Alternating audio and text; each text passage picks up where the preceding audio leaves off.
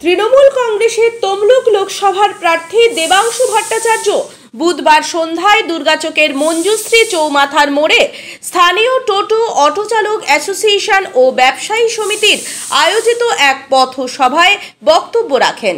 তিনি বলেন, যদি নির্বাচনে জিততে পারেন আগামী 5 বছর হলদিয়া তথা তমলুকের স্বার্থে নিরলসভাবে কাজ করে যাবেন। তিনি স্থানীয় বিধায়ক তাপসী মণ্ডল ও সাংসদ দিব্যেন্দু অধিকারীর তীব্র সমালোচনা করেন। আমার বয়সটা মাত্র 28। মমতা বন্দ্যোপাধ্যায় আমাকে যখন টিকিট দেন তখন আমাকে বলেছিলেন, দেবাংশু, আমি 29 বছর বয়সে প্রথম প্রার্থী হয়েছিলাম এবং প্রথম প্রার্থী হয়ে সোমনাথ চট্টোপাধ্যায়কে হারিয়েছিলাম। আমি যদি 29 বছর বয়সে প্রথম প্রার্থী হয়ে সোমনাথ চট্টোপাধ্যায়কে হারাতে পারি, তোকে 28 বছর বয়সে টিকিট দিয়েছি, তুইও তাহলে 28 বছর বয়সে প্রার্থী হয়ে ওই ভণ্ড বিচারপতিটাকে হারাতে পারবি। দিদি আমাকে এটা বলে টিকিট দিয়েছেন। আমি দিদিকে কথা দিয়েছি, দিদি নিশ্চিত থাকো তমলুক আসন আমরা জিতছি। এবং আপনারা মোবাইলে রেকর্ড করছেন, আমি আপনাদের সামনে বলে যাচ্ছি, রেকর্ডিংটা ভালো করে তুলে রাখুন।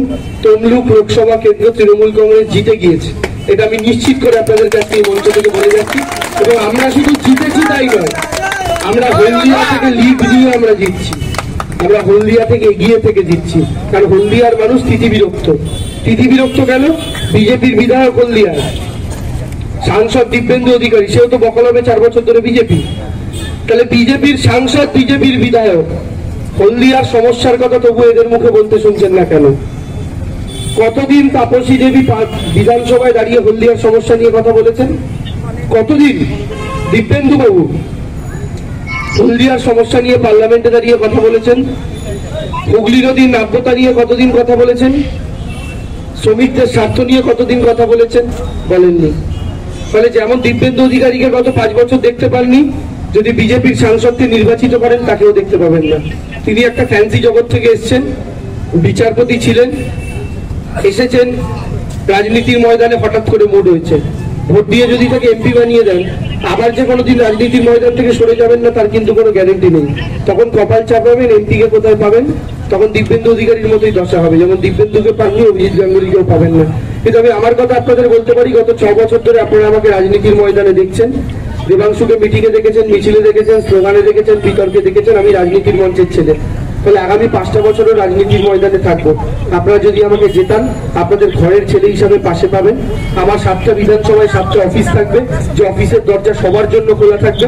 আমার অফিসে যাওয়ার জন্য কোনো নেতাকে ধরার দরকার হবে না, সরাসরি যার মনে হবে আমার দরজা সবার জন্য খোলা, গিয়ে সেখানে উপস্থিত হতে পারবে। বিজ্ঞাপনের চমক নয়, আছে আগামী দিনের প্রতিশ্রুতি, মানে কর ফ্যাশন। ছেলেদের যাবতীয় নিত্য নতুন পোশাকের বিপুল সম্ভার নিয়ে নবরূপে সজ্জিত কর ফ্যাশন।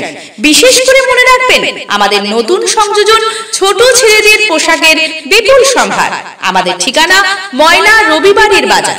আমাদের আরেকটি শাখা বলাইপন্ডা বাজার, চৌরাস্তার দক্ষিণে ময়না। মনের মতন পোশাক মানেই কর ফ্যাশন। নিজের বাড়ি মানেই মাথার উপর নিশ্চিন্ত ছাদ। ছাদকে রক্ষা করুন রোদ বৃষ্টির যাবতীয় প্রকোপ থেকে। আপনার বাড়ি নতুন হোক বা পুরনো, pen doctor leak guard vaccine, যা প্রিমিয়াম ওয়াটারপ্রুফিং সার্ভিসের মাধ্যমে বহু বছর সুরক্ষিত রাখে আপনার ছাদকে। বিশদে জানতে এখনই ফোন করুন।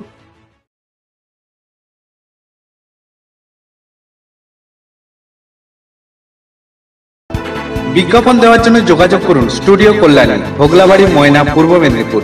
নতুবা ফোন করুন যাদব বেরা 9800303017। এছাড়া অসিত বেরা 9932227739।